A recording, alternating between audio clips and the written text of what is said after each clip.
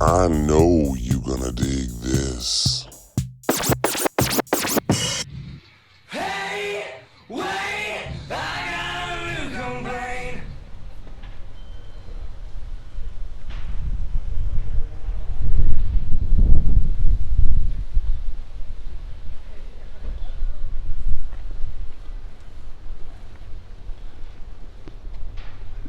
What's going on, everybody? How are you doing today? So here I am in Los Angeles, California with my friend Pete from the Totally 80s Room on YouTube and Instagram. Now, I've been in this location before, but it was about 5 years ago when I started my YouTube channel. That guy doing whatever that sound is has to stop. It's a saw? Well, I saw him. I don't even know why we're He's gonna saw my fist or see my fist. Yeah. If he doesn't stop. He did. Thank you. You didn't even let me know the location. Yeah, you don't know where we are. I'm kidding. He doesn't care. All right. Okay, you know I love Eminem. Yeah. But who's my other favorite artist? John Stamos. I do like John Stamos. Music. Oh, music. Well, John Stamos plays with the Beach He Boys. plays with the beat. I would say Nirvana. Nirvana, yes. Okay. Nirvana would be right up there. Okay. Kurt Cobain. Oh wow. There's got the tattoo, but I don't have to prove it every time. I love Kurt. You know, we love Kurt. Right. So I did a video from here. This is his Los Angeles apartment. It's not very well known that he had an apartment here. It's right on Spalding Avenue. I'm going to give you the address if you want to take a look at it. It's 448 North Spalding, because some people find it hard to find. I've had people write to me many times, where's his apartment on Spalding? It's 448 North Spalding. What's happening?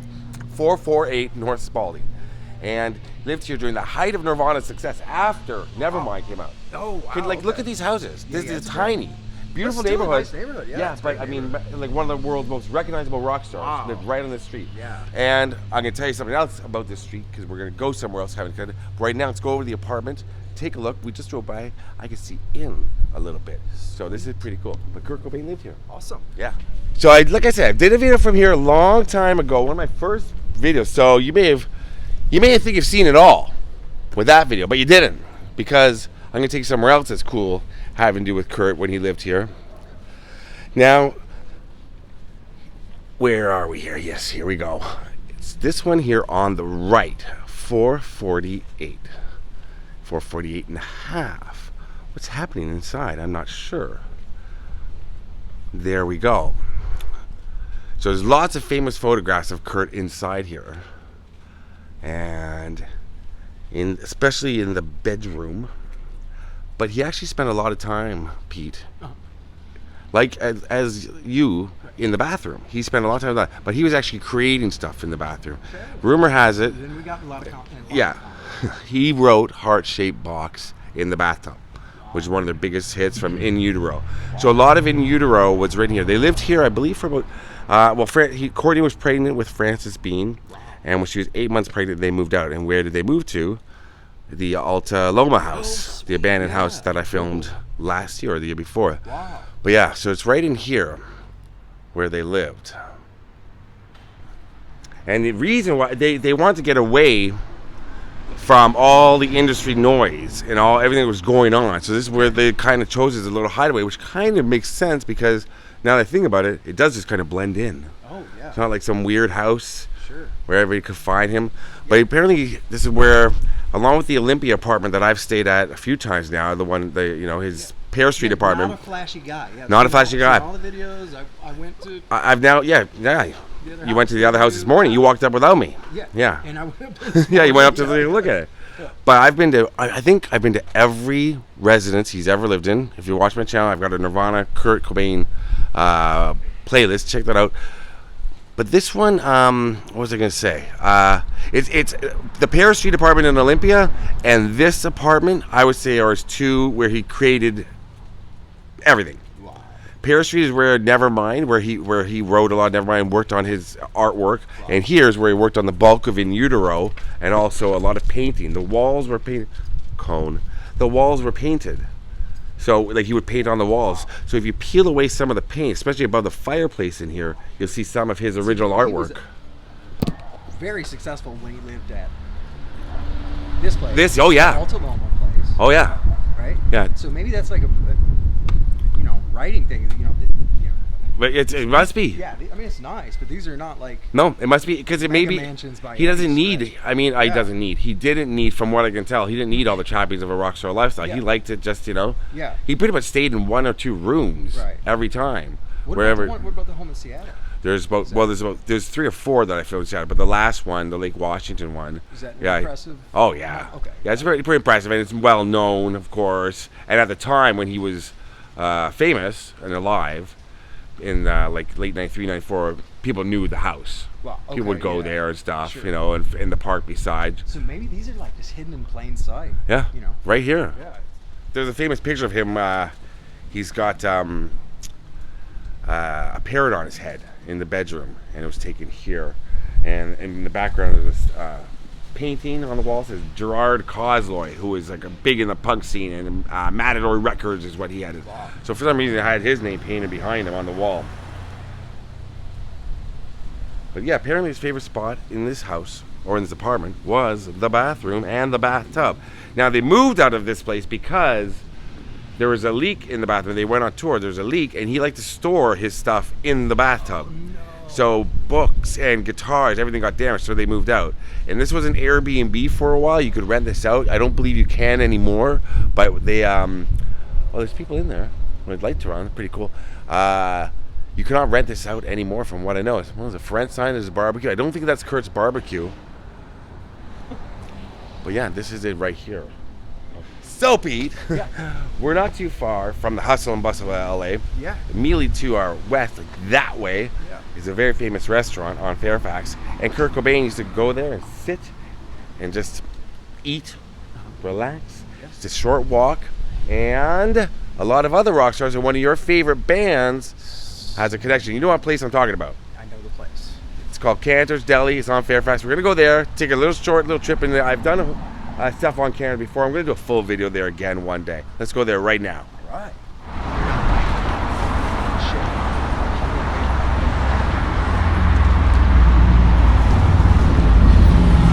So, Pete, in the middle of a little break from being over the apartment, this is Cantor's Deli. Kurt used to walk here. It's a 5-minute walk. Wow.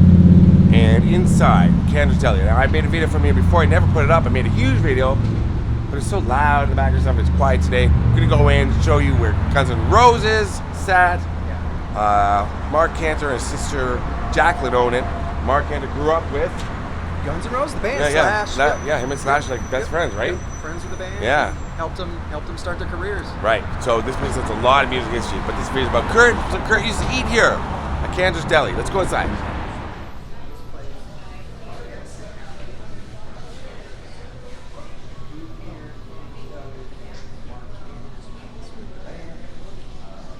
Bands used to set up and play back here in the day. Well, they might have something about that here. Kibitz room here at Cantor's Deli.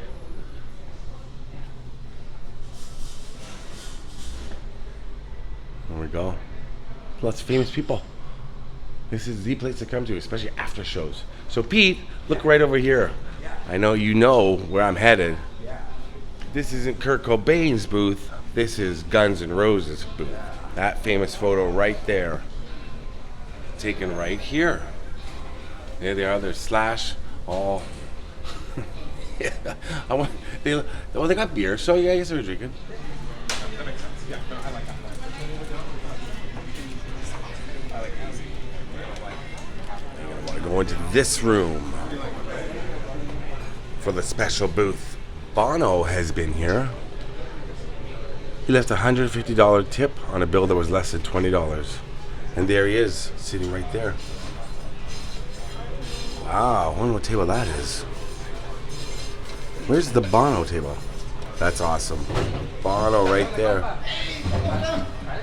This is, I believe, Bono's table. They've changed the photos in the background. What is this one? A little YouTube bit for all y'all. Little bit of YouTube for y'all, for all you. Bono stuff. Not any of this. Amateur hour. Okay, Mark Cantor here. Mark and Jacqueline, his sister, own it now, like I said. And here we go. The time President Obama surprise visited here. Well, here you go, right inside. go show you something special. All right, now let's go back to the apartment and finish the story about the apartment. Where are you? Let's go back. Let's go back. So we're back. Here we are, back at the apartment. Apparently they're paying $1,100 a month. So like I said, Courtney was pregnant with Frances Bean when they lived here. And Kurt would work on his music and his art, created right here. Right here.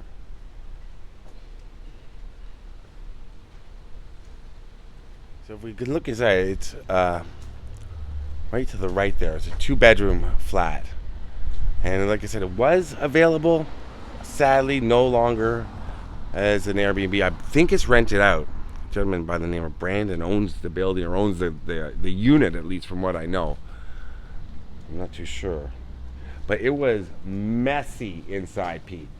When they lived here, it took them a long time. Besides the damage on the, like the water damage, which wasn't Courtney's fault, every wall was scribbled on, graffiti, and a lot of garbage scattered about. I mean, He's an artist, man. Artist and Courtney are both, you know, a little, you know, not crazy. I'm gonna say, you know, they're eccentric, but also when you think about it, they were like 26, 25, 26. Right. You know what I mean? How did you live at 25, 26? Yeah, no. You know? I mean, I'm probably not going to write on the wall. Yeah, but not everything was spick and span. Yeah, no, not at all. Is it spick and span or spick and spam? Either one.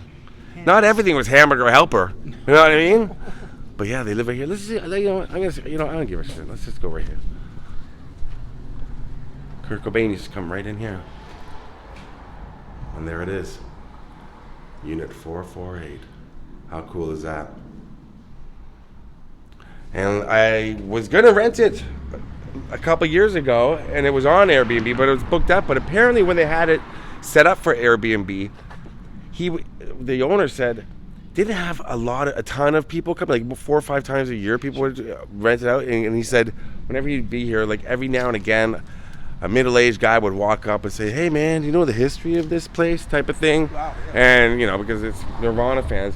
But now it's kind of having, again, like because of the Pear Street apartment, which I want to put a plug in. If you do want to stay at the Pear Street apartment owned by my friend Kelly, look it up. And she's going to be doing shorter Nirvana stays. Because right now you can rent the Pear Street out for a month.